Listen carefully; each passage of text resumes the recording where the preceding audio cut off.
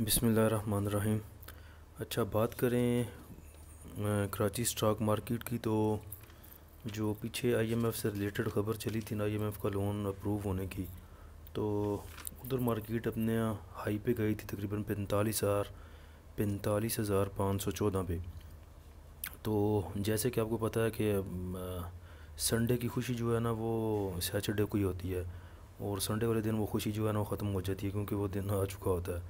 इसी तरह जो आईएमएफ का लोन था वो अप्रूव होने से पहले मार्केट बहुत नीचे थी। जब आईएमएफ का वो न्यूज़ आई, आईएमएफ के वो बोर्ड मीटिंग की, तो उस पर मार्केट अपना हाई बनाया और मार्केट गई तकरीबन 45,514 पे। अभी जो लास्ट डे मार्केट बंद हुई है वो हुई है 45,067 पे, तकरीबन 198 198 पॉइंट जो है वो नीचे गई मार्केट एक दिन में।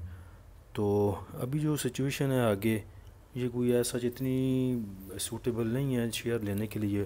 तो बेहतर तो यही है कि वेट किया जाए और देखा जाए कि मार्केट कहाँ तक नीचे जाती है। तो तकरीबन 2 दिन में मार्केट जो है वो तकरीबन गई 247 पॉइंट एक दिन, और 198 पॉइंट एक दिन नीचे गई। तकरीबन 400 पॉइंट जो मार्केट है वो लूज़ कर चुकी है अपने। तो अभी तो बेहतर यही है कि इधर देखभाल के तो पैर ही चला जाए और देखा जाए कि मार्केट कहाँ पे सस्टेन करती है। अगर जो मार्केट है वो 45,000 से ऊपर रहती है तो फिर तो आप डे ट्रेड भी ले सकते हैं। तो अभी जो आगे डिविडेंड का जो है वो भी सीज़न शुरू हो रहा है। तो जो एंग्रो वाले हैं उन्होंने तो अपनी जो अनाउंसमेंट है वो कर दी है। तकरीबन उनको 10-12 दिन बाद उनकी बोर्ड मीटिंग होगी। तो उसके लिए अगर आप एंग्रो में इन्वेस्ट करना चाहते हैं तो मेरे ख्याल से ये एक अच्छा मौका है। इसके लिए आप एंग्रो का कोई भी शेयर ले सकते हैं। इसमें एंग्रो पावर है, एंग्रो पावर जिन है। तो ये अभी अपने मेरे ख्याल से तो बड़े अट्रैक्टिव तो नहीं कह सकते, लेकिन फिर भी नीचे ही मिल रहा है। ये ऑलमोस्ट ये जो है तकरीबन 23.31 पे ये जो है ना एंग्रो पावर जिन ये रहता है, तकरीबन इसके ऊपर ही रहता है 23.31। अभी जो लास्ट डे जुम्मे वाले दिन ये क्लोज़ हुआ है ये 25.51 पे क्लोज़ हुआ है। तो ये मेरे ख्याल से अभी अगर थोड़ा नीचे जाए 23 से ले के 24 तक, तो ये अभी आप थोड़े से परसेंटेज में ले सकते हैं, तकरीबन 20 से 25%। फिर उससे नीचे अगर जाता है तो आप थोड़ा और बाय कर सकते हैं। तो उसका बेहतर हाल यही है कि फिर जब बोर्ड मीटिंग वाले दिन अनाउंस हो, बोर्ड मीटिंग उसके नज़दीक ये ऊपर जाएगा, तो उधर जाके आप इसको सेल कर सकते हैं। आप ना डिविडेंड लें, पता नहीं अब डिविडेंड ये देते हैं नहीं देते हैं, क्या अनाउंस होता है, लेकिन उसके पहले जो है ना बोर्ड मीटिंग से पहले ये तकरीबन ऊपर जाएगा तो आप इसे उधर सेल कर सकते हैं। मेरे ख्याल से अच्छा शेयर है। और दूसरे पे नंबर पे आप ले सकते हैं गुल अहमद। ये भी अपने तकरीबन अच्छे रेट्स पे है। अभी पीछे जो मार्केट ऊपर गई थी, जो मार्केट ने अपना हाई बनाया था इसके बाद आईएमएफ के बाद, तो ये देखें ये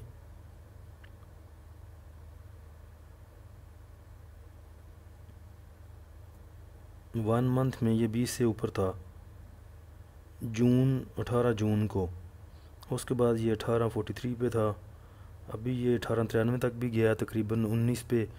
तो अभी रिसेंटली ये 18.17 में है, 18.17 पे। 3 पैसे इसमें ब्रोकर की फ़ीस अगर डालें तो ये तकरीबन 19 रुपये का पड़ जाएगा। तो ये जाता तकरीबन 19-19.50 तक आलमोस्ट। और अगर अपना हाई बना तो तकरीबन 22 से 21-22 तक ये देता है आपको। तो 20 रुपये का शेयर है, 18 रुपये का शेयर है, और अगर आपको 1-2 रुपया देता है तो मेरे ख्याल से ये अच्छा मार्जिन है। तो इसमें भी आप इन्वेस्ट कर सकते हैं। तो ये अगर आपने लेना है तो अभी ये 18-17 पे भी आप ले सकते हैं। इसके नीचे अभी आपने लेना है तो तकरीबन थोड़ी सी क्वांटिटी 18 पे ले लें। फिर ये जब 17, 16 और 17 के दरमियान जाएगा तो दूसरी बाइंग आप उधर कर सकते हैं इसकी। और इसकी जो सेलिंग है वो तकरीबन होगी 19 से ऊपर, 19-19.50 पे, और 21 से 22 के दरमियान इसकी सेलिंग होगी। तो उधर आप इसका मार्जिन थोड़ा सा लेके तो निकल सकते हैं। वैसे मार्केट की जो पोजीशन है अभी, तो वो तो देख के चला जाए तो बेहतर अभी अवॉइड करें न्यू बाइंग मेरे ख्याल से, क्योंकि मेरा खुद इरादा यही है कि कल मार्केट ओपन होगी तो देखेंगे किधर सस्टेन करती है मार्केट, तो उसके बाद फिर कुछ डिसाइड करेंगे लेने के बारे में। तो कुछ न्यूज़ थी सऊदी अरब के बारे में कि वो लोन दे रहा था पाकिस्तान को, लेकिन उन्होंने ये शर्त रखी थी कि जो हम अपना लोन देंगे वो इन्वेस्टमेंट के बाद में देंगे। तो वो सऊदी अरब जो है इन्वेस्टमेंट करना चाहता है ऑयल में और आईटी सेक्टर में। तो आईटी सेक्टर में हमारे पास सिस्टम का जो शेयर है, उसके बाद मॉनेटरी पॉलिसी भी आ रही है, वो भी अगर बढ़ेगी उसका इम्पेक्ट भी पड़ेगा मार्केट पे। तो अभी आप सिस्टम का देख लें, ये अभी रिसेंटली जो चल रहा है, जो लास्ट डे ट्रेड हुआ है ये 442 पे, 442 पे। तो ये पीछे अभी थोड़ी देर पीछे जब ये तीन सॉरी ये अभी जब मार्केट ने अपना हाई बनाया था तकरीबन 45,000 पे गई थी, तो ये सिस्टम गया था 457 पे, 457 पे। अभी ये मिल रहा है 442 रुपये में। तो मेरे ख्याल से अगर ये सिस्टम आपको मिल जाता है, पहली बाइंग इसकी हो जाती है 435 रुपये में, तो अभी कल मार्केट खुलेगी तो इंशाल्लाह उम्मीद है कि ये थोड़ा नीचे जाएगा। अगर आप इसकी पहली बाइंग करते हैं 435 में और दोबारा एवरेज इसका करते हैं जाकर नीचे 420 में, तो दूसरी बाइंग 420 पे बन सकती है इसकी।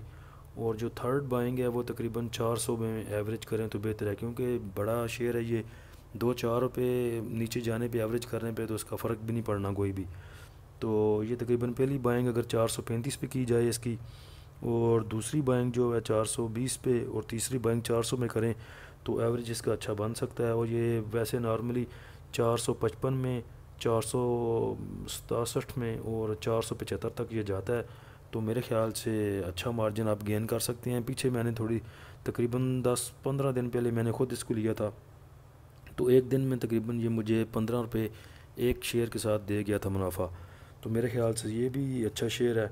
लेकिन ओवरऑल मार्केट जो है वो कल सिचुएशन देखें मार्केट की, कि मार्केट अगर 45,000 से ऊपर जो है देती है, सस्टेन करती है, तो फिर इसको बाय जो है वो शेयर बाय किया जा सकता है। अदरवाइज़ आप देखें कि मार्केट कहाँ सस्टेन करती है। अगर मार्केट नीचे जाती है तो फिर अवॉइड करें न्यू बाइंग को, तो फिर देखेंगे इंशाल्लाह आती है तो उस हिसाब से फिर जो है ना वो बाइंग बनेगी। तो आज के लिए इतना ही, अगली वीडियो तक के लिए इजाज़त दीजिए। अल्लाह हाफ़िज़।